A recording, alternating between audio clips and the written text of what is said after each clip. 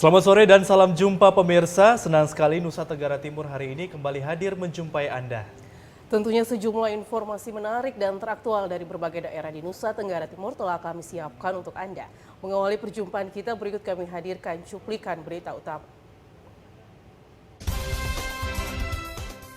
Bawaslu terus berupaya untuk mencegah politik uang pada pemilu 2024. Sistem pengairan irigasi tetes salah satu solusi atasi terbatasnya ketersediaan air.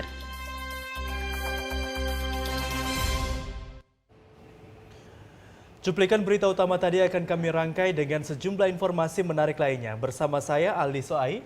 Dan saya Dina Rahman. Pemirsa, inilah Nusa Tenggara Timur hari ini selengkapnya untuk Anda.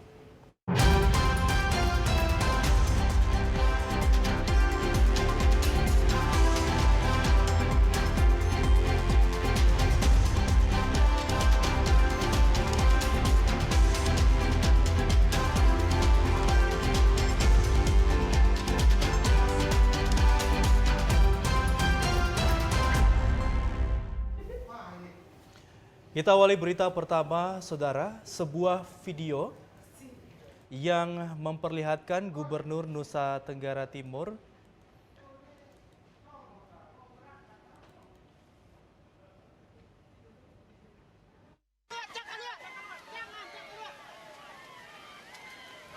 Dalam video berdurasi 2 menit 34 detik, terlihat Gubernur Nusa Tenggara Timur Victor Bungtilulai Skodat yang mengenakan baju putih dan celana hitam, memberikan aba-aba kepada sejumlah mobil dinas yang melintasi Kali Oelavenu, Desa Supul, Kecamatan Kuatnana, Kabupaten Timor Tengah Selatan, yang arusnya sedang deras akibat banjir.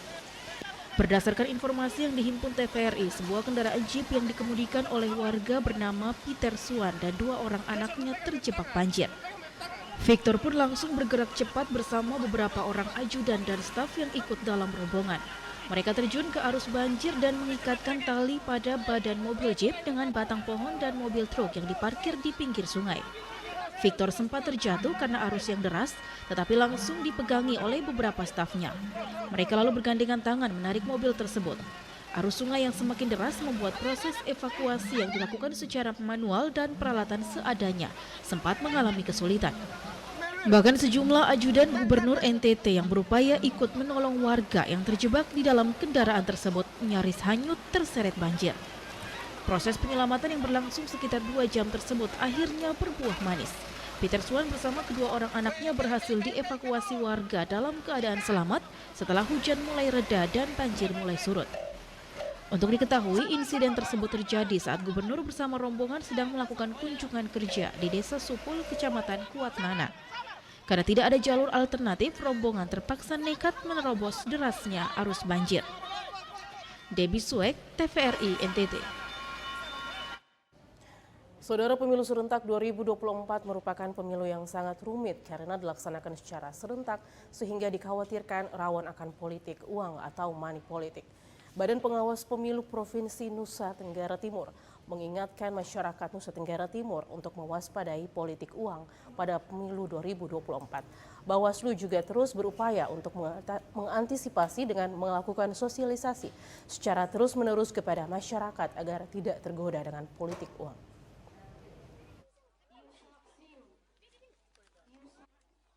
Potensi maraknya politik uang pada pemilu serentak 2024 sangat tinggi. Ketua Bawaslu NTT Nato Sarmento menjelaskan, Badan Pengawas Pemilu Nusa Tenggara Timur telah melakukan sejumlah langkah untuk mengantisipasi maraknya politik uang dalam pelaksanaan tahapan pemilu serentak 2024. Pertama, menyusun indeks kerawanan pemilu, diantaranya memotret subdimensi politik uang. Kemudian melakukan sosialisasi pengawasan partisipatif dengan simpul masyarakat dengan tujuan mendorong gerakan menolak politik uang. Langkah pencegahan yang ketiga adalah konsolidasi dengan pemantau pemilu. Saat ini terdapat 2 lembaga yang terakreditasi sebagai pemantau di NTT. Bawaslu juga akan melakukan edukasi kepada masyarakat melalui pendidikan pengawasan partisipatif serta edukasi kepada pemilih pemula dan pemilih muda melalui flyer, leaflet, media sosial, termasuk tokoh agama untuk membantu mengingatkan umatnya untuk tidak tergoda dengan politik uang agar proses pemilu yang dilakukan secara serentak dapat berlangsung secara demokratis. Juga kerja-kerja kami adalah membantu menyebarluaskan informasi, baik itu secara konvensional, artinya melalui flyer dan leaflet, juga melalui beberapa hal informasi-informasi kaitan dengan politik uang ya, di akun media sosial kami. Tokoh agama itu juga bagian daripada stakeholder yang memang dalam pelaksanaan kerja atau sosialisasi pengawasan partisipatif kami, nota kesepahaman juga kami lakukan bersama dengan para tokoh agama di setiap agama masing-masing, baik itu dari Katolik, Islam, Kristen, Hindu maupun Buddha di dalam organisasi-organisasi mereka. Yang kami lakukan pertama dalam proses untuk mengantisipasi terjadinya pelaksanaan pemilu 2024 yang mungkin ke depan itu akan terjadi maraknya politik uang di tahun 2024. Untuk mewujudkan pemilu yang demokratis, jujur, dan adil, dibutuhkan komitmen dari semua pihak untuk bersama-sama melaksanakan pemilihan umum baik pemilu legislatif, presiden, dan pilkada sesuai dengan aturan yang berlaku. Tim Liputan TVRI NTT. Badan Pengawas Pemilu Provinsi Nusa Tenggara Timur berharap Panitia Pengawas Pemilu Kecamatan Panwascam memiliki integritas dan kualitas. Hal ini penting agar anggota Panwascam mampu mengawal pelaksanaan pemilu 2024 di wilayah kecamatan masing-masing.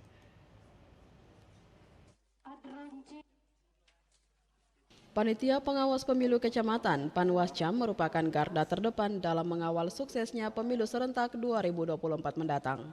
Sebagai ujung tombak dalam pengawasan, integritas anggota Panwascam menjadi sangat penting dalam mewujudkan pemilihan umum yang bebas, rahasia, jujur, dan adil. Ketua Badan Pengawas Pemilu Provinsi Nusa Tenggara Timur, Nato Sarmento, berharap anggota Panwascam yang sudah mengikuti BIMTEK mampu mengawasi tahapan pemilu 2024 yang sedang berlangsung saat ini dan menjaga integritas dalam menjalankan tugas. Jika anggota Panwascam tidak memiliki integritas, maka dalam melakukan pengawasan menjadi tidak netral dan mudah tergiur dengan politik uang. Berkaitan dengan integritas, oleh karena itu pasca pelantikan ada orientasi tugas yang kemudian kami lakukan untuk menanamkan spirit dan juga pemahaman mereka bahwa bekerja sebagai seorang pengawas pemilu itu integritas itu harus 100 bahkan 1000%. Ketika kita berintegritas, maka yakin saja bahwa pelaksanaan kegiatan pemilu secara serentak tahun 2024 akan bisa berjalan dengan baik. Selain integritas, anggota Panwascam juga harus berkualitas agar dapat memahami tugas dan kewajiban, sehingga mampu mengawal demokrasi dengan baik di wilayah tugas masing-masing. Angel Ratu, Titus Batau, TVRI NTT. Komisi Pemilihan Umum Provinsi Nusa Tenggara Timur lakukan sosialisasi peraturan KPU nomor 6 tahun 2022 tentang penataan daerah pemilihan dan alokasi kursi anggota DPRD Kabupaten Kota.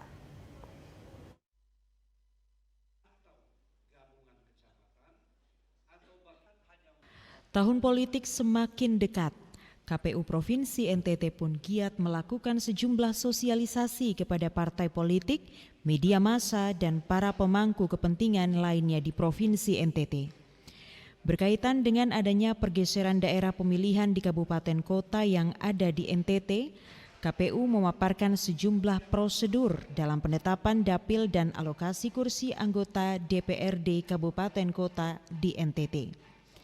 Berdasarkan peraturan KPU nomor 6 tahun 2022, prinsip penyusunan dapil meliputi kesetaraan nilai suara, proporsionalitas, ketaatan pada sistem pemilu, integritas wilayah berada dalam cakupan wilayah yang sama, serta kohesivitas dan kesinambungan. Pergeseran dapil yang berdampak pada jumlah kursi disebabkan oleh berkurangnya penduduk akibat bencana alam dan faktor lainnya yang sesuai dengan peraturan KPU, sehingga kemudian perlu untuk dievaluasi.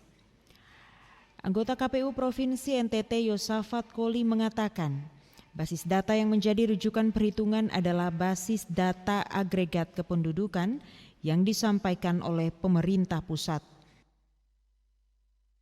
Daerah pemilihan yang selama ini ada, itu tentu ada pergeseran. Ada beberapa hal yang membuat dia bergeser, yaitu yang pertama bahwa bisa jadi ada banyak penduduk yang saat ini di satu daerah pemilihan karena bencana lalu semakin berkurang. Sehingga daerah pemilihan itu harus dievaluasi kembali. Nah, ketentuan di dalam aturan minimal 3 dan maksimal 12 untuk satu daerah pemilihan, maka itu basis data yang akan menjadi basis perhitungan adalah basis data agregat kependudukan. Sejumlah pemangku kepentingan di Provinsi NTT yang turut hadir dalam sosialisasi ini terlihat antusias untuk bertanya dan berdiskusi bersama para anggota KPU NTT yang hadir. Esther Siubelan, Kristo Dapo, TVRI NTT.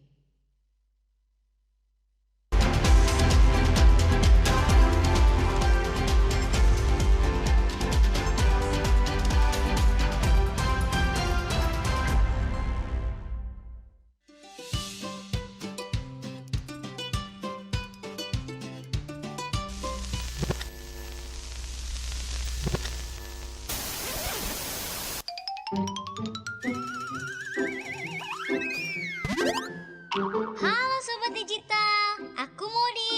Nggak asik kan nonton TV bersemut kayak gini? Ayo segera beralih ke TV digital. Bagaimana ya kalau TV kita belum TV digital? Segera pasang set-top box ke TV analogmu.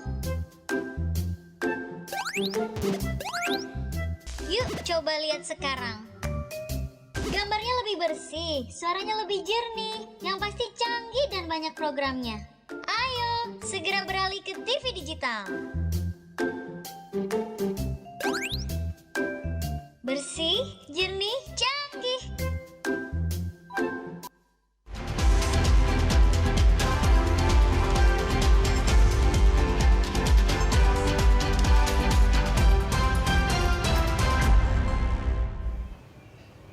Terima kasih Anda masih menyaksikan Nusa Tenggara Timur hari ini. Ya, kita ke informasi selanjutnya, Saudara. Dinas Kesehatan Kabupaten Lembata mencatat persentase balita stunting di Kabupaten Lembata menurun hingga 15,9% pada bulan Agustus 2022 dari periode yang sama tahun sebelumnya, yakni sebesar 20,1%.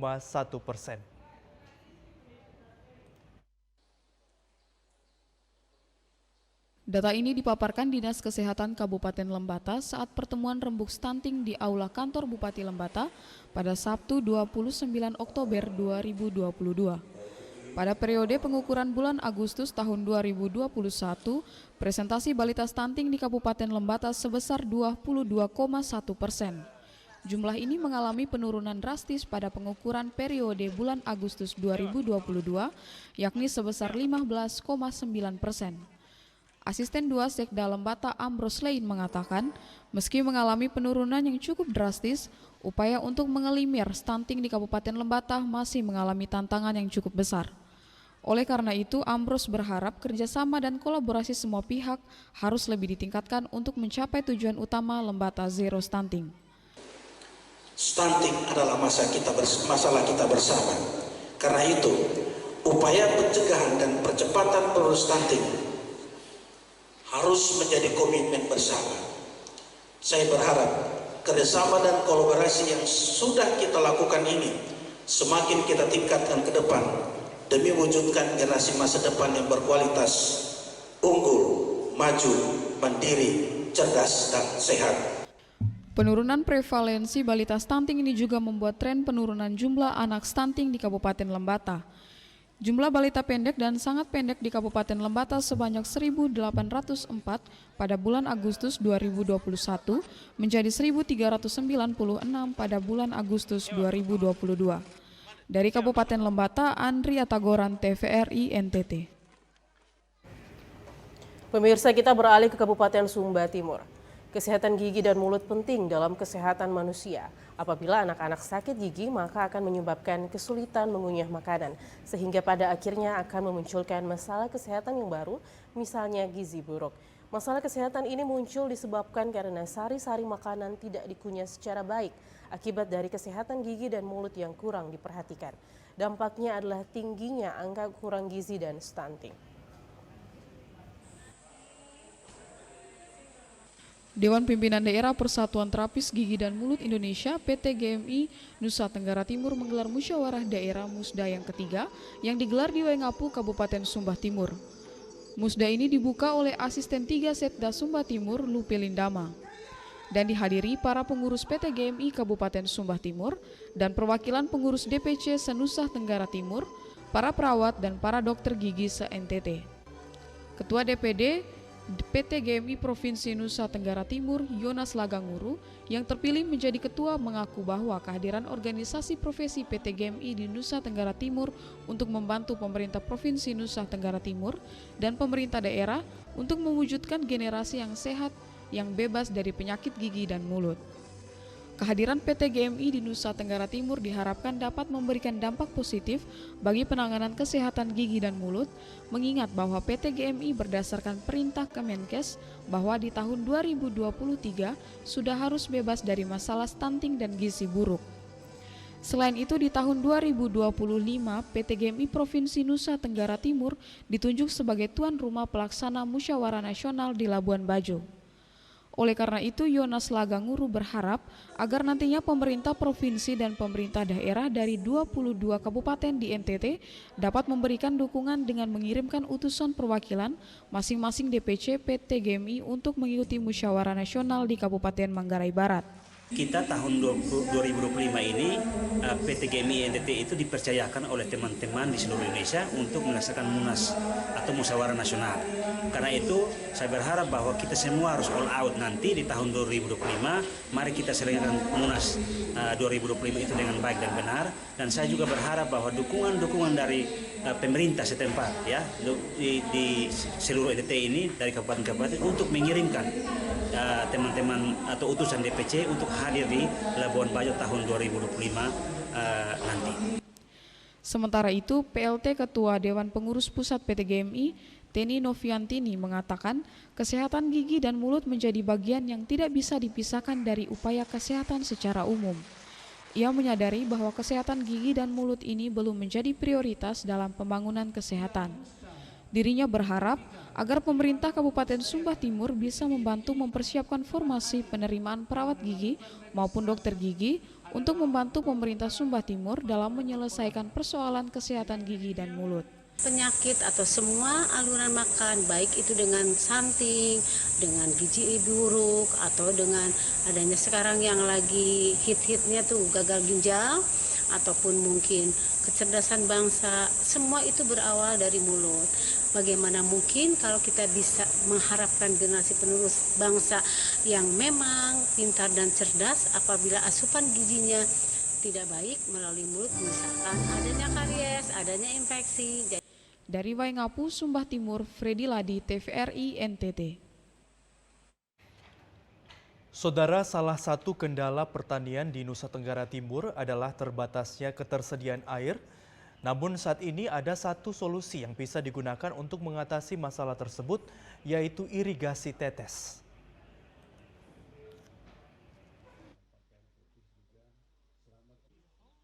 Salah satu kendala pertanian yang terjadi di Nusa Tenggara Timur adalah terbatasnya kesediaan air. Namun saat ini terdapat satu solusi yang bisa menjadi pilihan untuk mengatasi masalah tersebut. Cara yang dapat digunakan adalah dengan irigasi tetes. Sistem pengairan ini adalah cara pemberian air langsung pada tanaman menggunakan alat tetes bernama emiter. Irigasi ini dapat dilakukan di permukaan maupun di dalam tanah. Tujuannya adalah memaksimalkan air dalam jumlah terbatas. Irigasi tetes mampu menghemat air dan pupuk dengan membiarkan air menetes pelan-pelan ke akar tanaman. Cara penanganan air yang benar, seperti yang sekarang lagi digalakkan pemerintah itu irigasi tetes. Itu yang maksud saya, kita bisa manfaatkan air seefisien mungkin. Kenapa? Kalau waktu pertama saya secara irigasi, saya boros air, saya buang air ke tanah itu terlalu banyak. Yang kedua, saya coba pakai sprinkle. Waktu saya pakai sprinkler, buangnya airnya juga banyak, tapi kalau di sini kan padang, jadi anginnya kencang. Jadi ada yang kena lawan angin, jagung nggak kena kena airnya.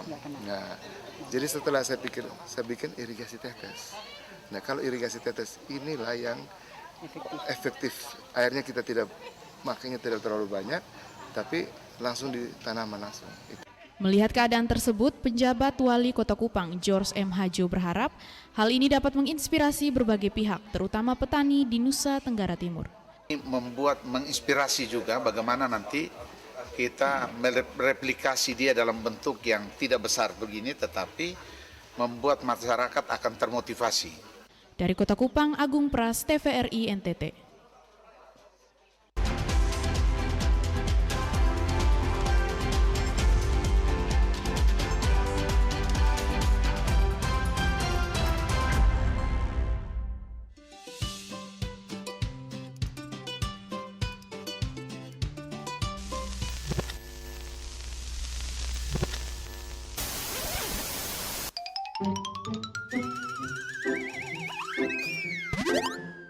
Halo Sobat Digital, aku Modi. Nggak asik kan nonton TV bersemut kayak gini?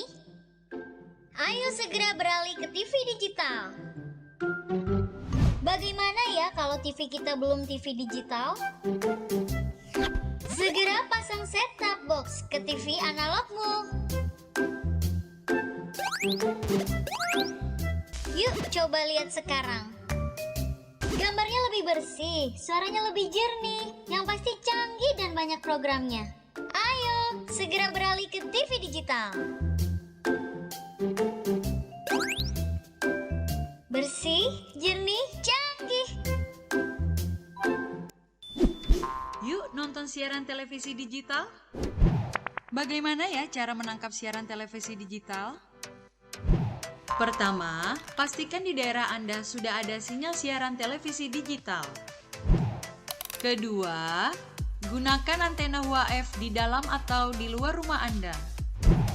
Ketiga, pastikan televisi Anda sudah dilengkapi penerima siaran digital DVB T2. DVB T2 merupakan jenis sinyal yang digunakan Indonesia dalam penyiaran televisi digital. Keempat, pilih auto scan, lalu pindai televisi Anda. Bagaimana jika televisi Anda masih analog? Pasangkan set-top box, televisi Anda otomatis menangkap siaran digital. Bersih gambarnya, jernih suaranya, canggih teknologinya. Halo Sobat Digital, kenapa ya harus nonton siaran TV digital? Walaupun sama-sama menggunakan teknologi digital, siaran TV digital tidak sama loh dengan TV streaming yang melalui internet, TV kabel, dan TV satelit. Siaran TV digital adalah bukan TV streaming yang menggunakan kuota internet, bukan TV kabel yang membayar iuran setiap bulannya, dan bukan TV satelit yang menggunakan antena parabola. Siaran TV digital itu gratis loh. Masih menggunakan antena UHF biasa. Bila televisi di rumah kamu masih analog, pasangkan set-top box dengan teknologi DVB T2. Yuk beralih nonton siaran televisi digital. Bersih gambarnya, jernih suaranya, canggih teknologinya.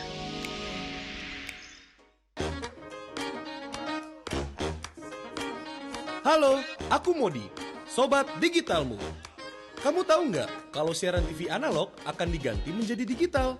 Untuk beralih ke siaran TV digital, kamu hanya perlu menginstal set-top box tanpa membayar iuran bulanan. Siaran TV digital membuat gambar televisimu lebih bersih, lebih jernih, dan lebih canggih teknologinya. Ayo, segera bermigrasi ke siaran TV digital. Bersih gambarnya, jernih suaranya, canggih teknologinya.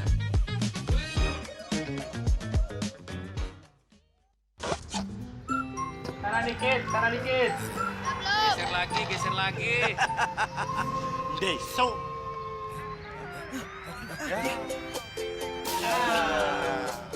Deso. Ya.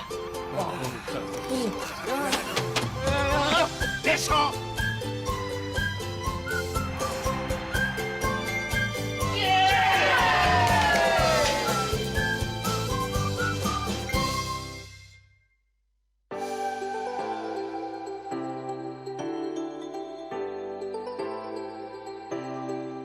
Halo Sobat Digital, gak enak kan kalau kamu nonton TV gambarnya masih bersemut seperti ini? Tambahkan set-top box di perangkat analog kamu untuk menonton siaran TV digital. Beli set-top box bisa di toko online atau di marketplace. Bisa juga beli di toko elektronik sekitar tempat tinggal kamu. Cara pemasangan set-top box agar perangkat analog kamu dapat menangkap siaran TV digital berikut caranya. Sambungkan kabel RCA berwarna kuning, merah, dan putih sesuai warnanya pada set-top box juga pada perangkat analog kamu. Sambungkan juga kabel antena UHF kamu ke set-top box. Lalu sambung kabel power set-top box pada sumber listrik. Nyalakan set-top box menggunakan remote. Pilih menu AV pada perangkat analog kamu. Saat muncul menu panduan instalasi, pilih channel search atau pencarian siaran. Tunggu prosesnya sampai selesai ya. Dan kamu sudah siap menyaksikan siaran televisi digital. Dan gratis tanpa berlangganan.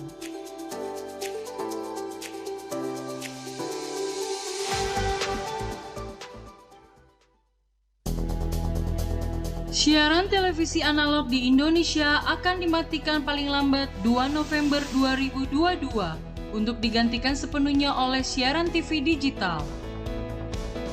Program migrasi mode siaran TV ini disebut Analog Switch Off atau ASO.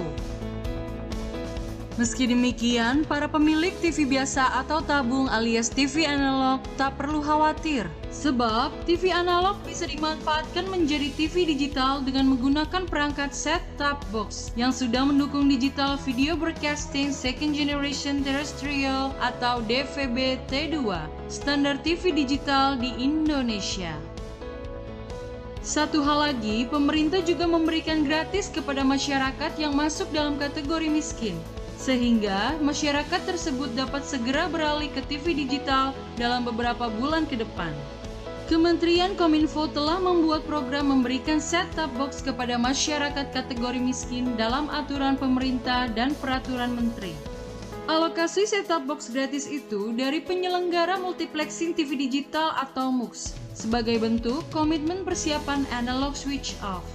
Masyarakat dapat mengakses informasi tentang analog switch off, TV digital maupun jenis set-top box yang sudah memiliki sertifikasi dalam mendukung siaran digital di laman Kementerian Kominfo, yaitu siarandigital.kominfo.go.id.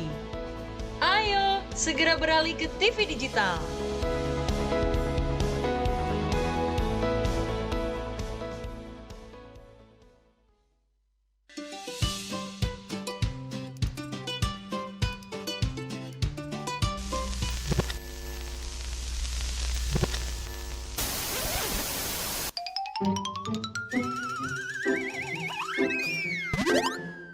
Halo Sobat Digital, aku Modi. Nggak asik kan nonton TV bersemut kayak gini? Ayo segera beralih ke TV digital. Bagaimana ya kalau TV kita belum TV digital? Segera pasang set-top box ke TV analogmu. Yuk coba lihat sekarang. Gambarnya lebih bersih, suaranya lebih jernih, yang pasti canggih dan banyak programnya. Ayo, segera beralih ke TV digital. Bersih, jernih, canggih.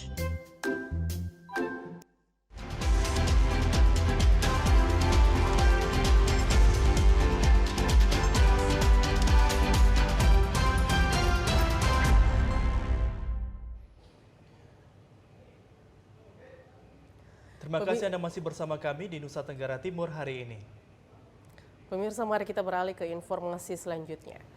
Cara kerja irigasi tetes diakui lebih efektif, efisien. Dapat menekan jumlah tenaga kerja namun memperoleh hasil yang sangat maksimal. Puluhan mahasiswa program studi agroteknologi Fakultas Pertanian Universitas Nusa Nipah Maumere belajar sistem irigasi tetes teknologi smart farming di lahan pertanian milik petani milenial Paulus Mik di tanah milik Pemkab Sika di sebelah utara kantor Bupati Sika. Bagi sebagian petani, termasuk para mahasiswa yang setiap hari irigasi tetes dengan memanfaatkan teknologi Smart Farming Marine Drip Irrigation System, rupanya dinilai praktis dan ekonomis untuk diterapkan di dunia pertanian, khususnya hortikultura. Yuyun Wahyuni STPMP, dosen Fakultas Pertanian Program Studi Agroteknologi Universitas Nusa Nipah Maumere, memandang perlu agar mahasiswa pertanian di lembaga pendidikan tinggi itu dibekali pengetahuan dan keterampilan terkait pengolahan lahan dengan mengedepankan teknologi smartphone itu. Ia berharap agar para mahasiswa setelah belajar di lahan milik Paulus Mik, salah seorang petani yang bekerja sama dengan petani milenial yang maring ini, mendapat teori baru dalam melakukan penelitian guna menyelesaikan tugas akhir termasuk etika terjun ke dunia kerja nanti. Kebetulan mahasiswa ini prodi agroteknologi Fakultas Pertanian dan mereka berada di semester 7 sekarang.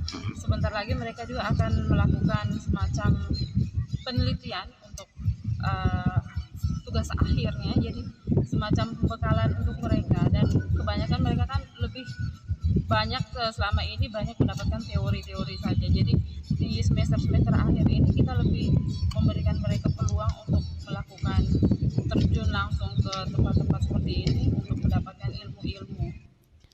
Sementara itu, Paulus Mik yang dimintai keterangan mengakui senang para mahasiswa mau belajar di kebun miliknya. Ia juga berharap agar pengalaman yang mereka dapat di lahan itu dapat dikembangkan baik selama masa kuliah maupun ketika terjun ke masyarakat nanti. Yang pertama itu untuk mengenal apa itu irigasi tetes, lalu kemudian komponen-komponen irigasi dan juga sistem kerjanya seperti apa. Itu yang mereka tidak dapatkan di kampus. Sehingga hari ini mereka datang untuk belajar untuk hal itu, yang kemudian nanti besok lusa juga akan mereka bisa menerapkan pola ini ketika mereka lulus. Mereka juga belajar tentang bagaimana pemasangan musa yang baik dan benar. Selama ini mungkin mereka belajar di kampus mungkin sudah mendengar ataukah sudah mungkin mendapatkan teori itu, tetapi mereka belum pernah mencobanya sih. Selama di lahan pertanian milik Paulus Mik itu, para mahasiswa belajar banyak hal terkait cara kerja irigasi tetes, mulai dari pemasangan musra plastik dan pengenalan sistem kerja irigasi tetes. Diakui bahwa dengan memanfaatkan jaringan irigasi tetes bisa menekan jumlah tenaga kerja, namun memperoleh hasil yang maksimal. Dari Maumere, Ruben Subanraya, TVRI NTT.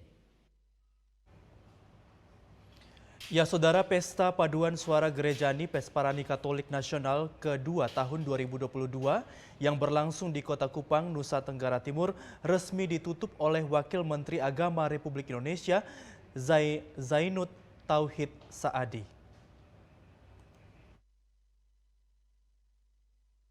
Gawai Akbar Pesta Paduan Suara Gerejani Pesparani Katolik Nasional kedua tahun 2022 resmi ditutup oleh Wakil Menteri Agama Republik Indonesia Zainud Tauhid Saadi.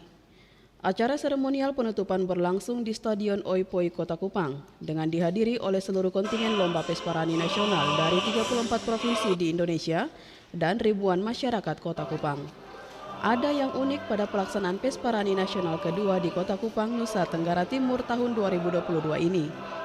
Yang menggawangi momentum akbar umat Katolik kali ini adalah seorang tokoh muslim yang pernah menjabat sebagai Ketua Pengurus Nahdlatul Ulama NTT dan saat ini menjabat sebagai Wakil Ketua Umum Majelis Ulama Indonesia Provinsi Nusa Tenggara Timur. Tokoh muslim yang menjadi Ketua Umum Pesparani Nasional 2 yakni Kiai Haji Jamaluddin Ahmad. Ini menunjukkan toleransi yang tinggi di Nusa Tenggara Timur yang juga mendapat julukan sebagai Nusa Terindah Toleransi. Sambutan Ketua Umum Panitia Pesparani Nasional 2, Kiai Haji Jamaluddin Ahmad, mengatakan terlaksananya event besar Pesta Paduan Suara Gerejani Katolik Nasional di Kota Kupang ini tidak terlepas dari dukungan lintas agama di Kota Kupang. Diharapkan suatu saat nanti ada tokoh Katolik yang akan menjadi Ketua Panitia pelaksanaan MTQ. Saya kira hanya saya di Indonesia yang mendapat momentum berahmat ini.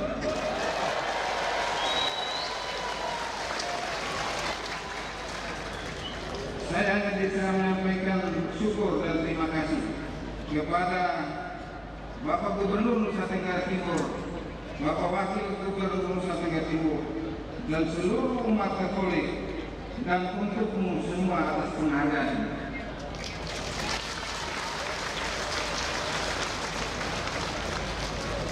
Saya punya impian, semoga apa yang terjadi di Presparani Katolik Nasional 2 di Kota Kupang, Nusa Tenggara Timur, Nusa terindah toleransi ini, terus-menerus mengilhami kita semua dari waktu ke waktu, dan pada satu saat nanti ada juga seorang tokoh Katolik, tokoh Kristen, tokoh Hindu atau Buddha menjadi ketua umum panitia pelaksana MTQ atau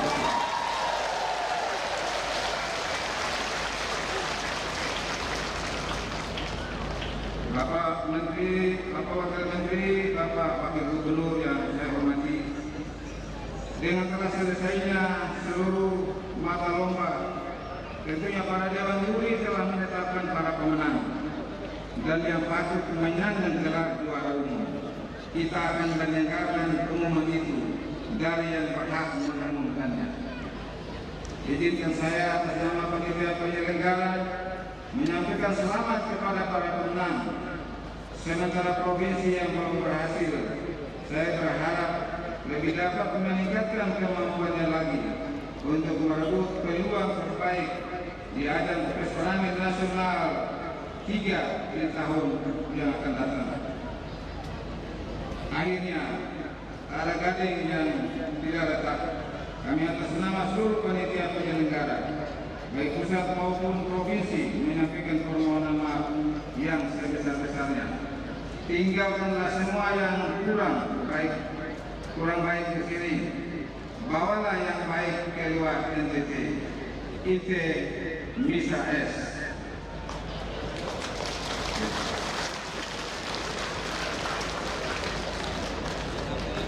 Presparani 2 telah selesai. Pergilah kita semua diutus dari Nusa Tenggara Timur untuk Nusantara menjadi duta Presparani yang terus memanahkan keindahan, berkah dan syukur untuk mewujudkan Indonesia yang damai, bersatu, adil, dan makmur dalam keberagaman.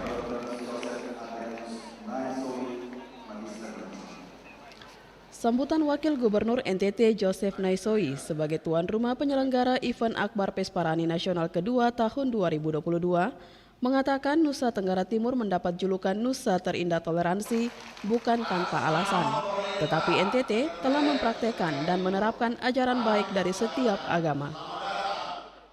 Atas nama pemerintah dan rakyat Nusa Tenggara Timur, kami mengucapkan selamat datang kepada Bapak Wakil Menteri Agama di bumi Nusa Terindah Toleransinya. Bapak Wakil Menteri, Nusa Tenggara Timur dijuluki sebagai Nusa Terindah Toleransinya. Ini bukan tanpa alasan. Nusa Tenggara Timur mempraktikkan apa yang dinamakan dalam Al-Quran. Surat 6 Al-Kafirun, lakum dinukum waliyadin, agamamu untukmu, agamaku untukku, tapi kita adalah saudara. Bagi kita umat Kristiani, dalam Injil Matius 22 ayat 39, hukum yang tertinggi yang diajarkan oleh Yesus Kristus kepada kita adalah cintailah Tuhan Allahmu dengan segenap hatimu dan cintailah sesama manusia seperti dirimu sendiri. Bagi yang beragama Hindu menerapkan apa yang dinamakan dengan Trihita Karana. Bagi yang beragama Buddha menerapkan apa yang dikatakan dalam kitab suci mereka dengan istilah meta. Dalam Konghucu menerapkan apa yang dinamakan dengan yin dan li, cinta dan kasih. Oleh sebab itu, Bapak Ibu, saudara-saudara sekalian, kita sudah dijuluki sebagai Nusa Terindah Toleransinya. Mari kita sama-sama menggalang persatuan, mari kita menerapkan apa yang sudah digariskan oleh the Founding Fathers kita dengan toleransi. The Founding Fathers kita sudah mengatakan ada 2 toleransi. Yang pertama adalah toleransi dogmatis. Tidak ada orang di muka bumi Indonesia ini yang bisa melecehkan iman dari seorang yang memenuhi agama tertentu. Karena Indonesia berbasiskan toleransi dogmatis. Begitu kita berhadapan dengan saudara-saudara kita yang berkeyakinan lain, lahirlah apa yang dinamakan dengan toleransi Sibelius, yang di dalam Muslim mengatakan lakum dinukum waliyari, di dalam Kristiani mengatakan cintailah sesama manusia seperti dirimu sendiri.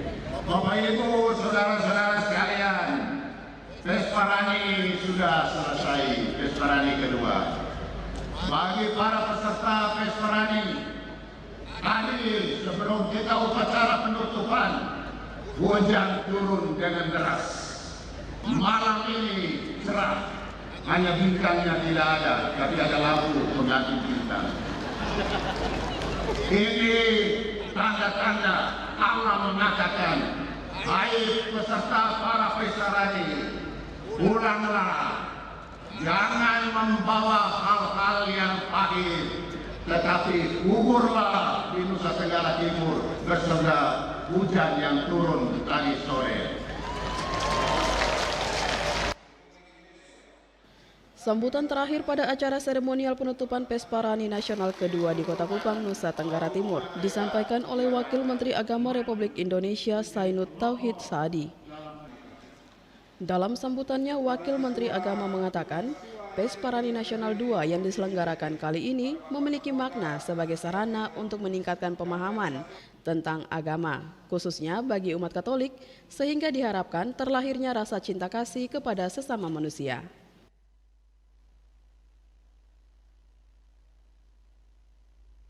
Seni budaya dalam gereja Katolik berupa nyanyian dan iringan musik yang diubah dengan langgam daerah, menghasilkan kreasi baru yang bertumbuh mengikuti perkembangan zaman.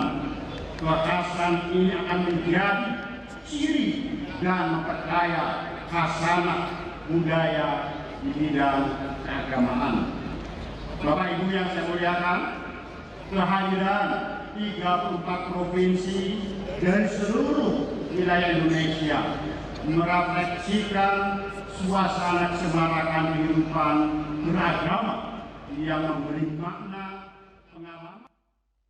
Penutupan Pesta Paduan Suara Gereja Katolik tingkat nasional kedua tahun 2022 ditandai dengan pemukulan beduk oleh Wakil Menteri Agama Republik Indonesia, membunyikan lonceng gereja oleh Uskup Agung Kupang, pemukulan gong oleh Wakil Gubernur NTT, dan lantunan doa oleh tokoh agama Hindu dan Buddha, serta nyanyian lagu Bolelebo oleh penyanyi dan diikuti oleh peserta lomba Pesparani dari 34 provinsi di Indonesia.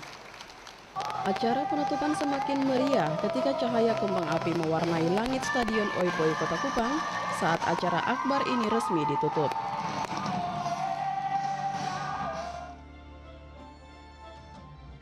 Sebelum mengumumkan juara pada setiap kegiatan yang diperlombakan, baik secara online dan offline, seluruh kontingen masyarakat serta tamu undangan yang hadir pada acara penutupan Pesparani Nasional kedua di Kota Kupang dibuat kagum ketika ditampilkan selebrasi tarian Perjamuan Kudus oleh para biarawati dan pelajar di Kota Kupang.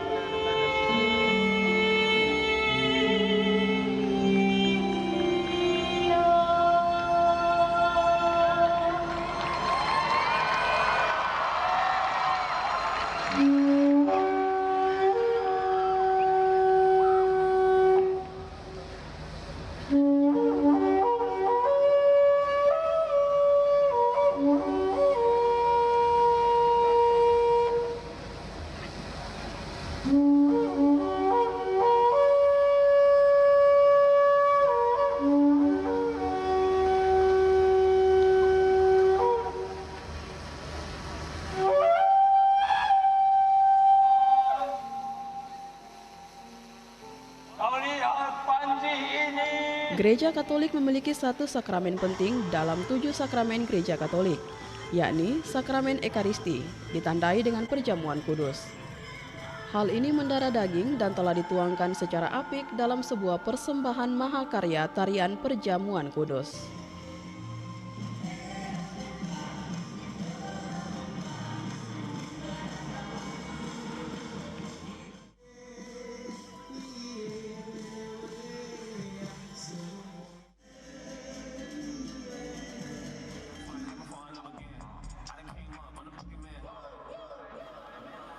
Rangkaian menuju puncak acara pengumuman juara Lomba Pesparani Nasional 2 kali ini juga menampilkan kemampuan dance dari anak-anak muda Kota Kupang yang tergabung dalam Flava Dance.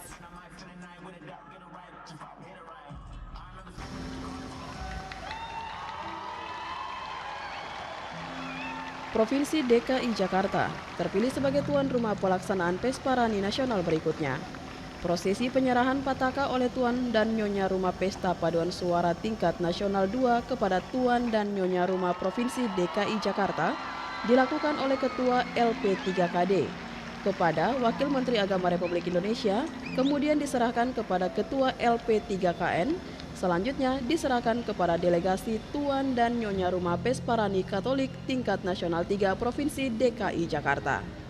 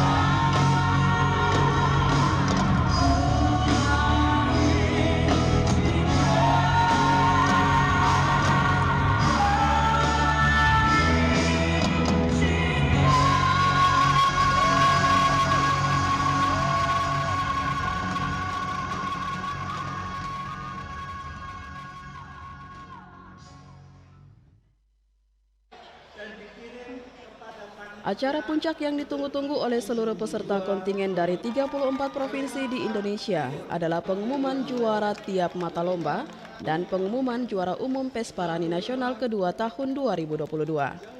Saat pembacaan hasil lomba oleh setiap dewan juri mata lomba, seluruh kontingen Pesparani diajak untuk berada di tengah lapangan, tepatnya di depan panggung acara, berkumpul dan berbaur bersama seluruh peserta dari 34 provinsi. Pemenang untuk 14 mata lomba dibacakan secara bergantian oleh para dewan juri. Secara berturut-turut, mata lomba paduan suara anak Gregoria dijuarai oleh peserta dari Provinsi Kalimantan Timur. Lomba paduan suara remaja Gregoria dijuarai oleh peserta dari Provinsi Jawa Tengah. Lomba paduan suara dewasa pria Gregoria dimenangkan oleh peserta dari Provinsi Maluku. Lomba paduan suara OMK campuran dimenangkan oleh peserta dari Provinsi Jawa Tengah. Peserta dari Provinsi Kalimantan Barat berhasil menjuarai lomba paduan suara OMK nyanyian liturgi. Sementara lomba paduan suara dewasa wanita dijuarai oleh peserta dari Provinsi DKI Jakarta. Lomba cerdas cermat rohani anak dan lomba cerdas cermat rohani remaja berhasil dimenangkan oleh peserta dari Provinsi Maluku. Untuk mata lomba Mazmur Anak berhasil dimenangkan oleh perwakilan dari Provinsi Jambi. Nusa Tenggara Timur sebagai tuan rumah berhasil meraih juara pada mata lomba Mazmur Remaja. Untuk lomba Mazmur OMK kembali dimenangkan oleh perwakilan dari Provinsi Maluku. Sementara lomba Mazmur Dewasa dimenangkan oleh peserta dari Jawa Tengah. Lomba bertutur kitab suci berhasil dijuarai oleh peserta dari Provinsi Maluku. Dan mata lomba terakhir yang diumumkan adalah lomba paduan suara dewasa campuran dan berhasil dijuarai oleh kontingen dari Jawa Barat.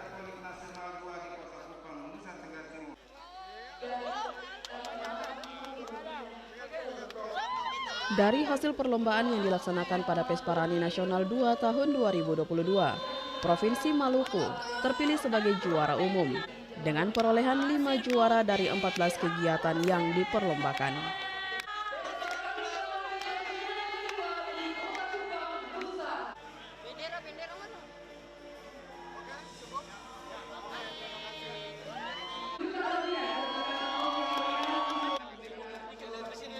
Setelah pengumuman hasil perlombaan dan juara umum Pesparani Nasional 2 tahun 2022, langsung dilakukan penyerahan piala kepada setiap pemenang lomba.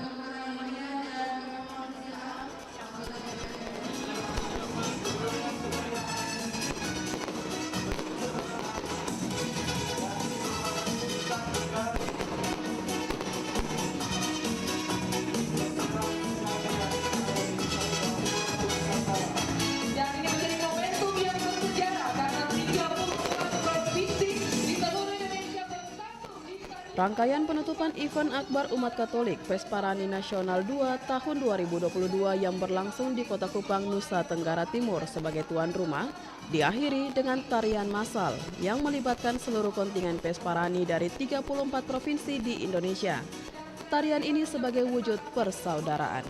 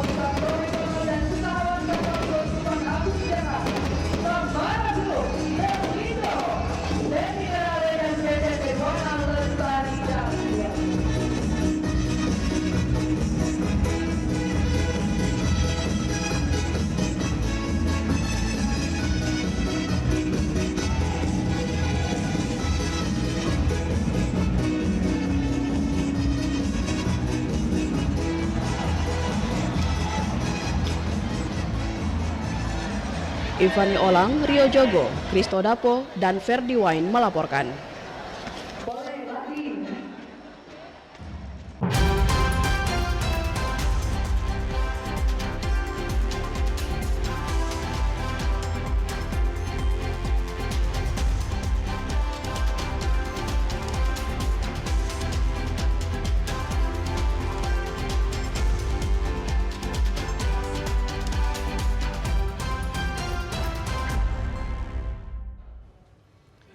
Saudara, informasi tadi sekaligus mengakhiri kebersamaan kita hari ini.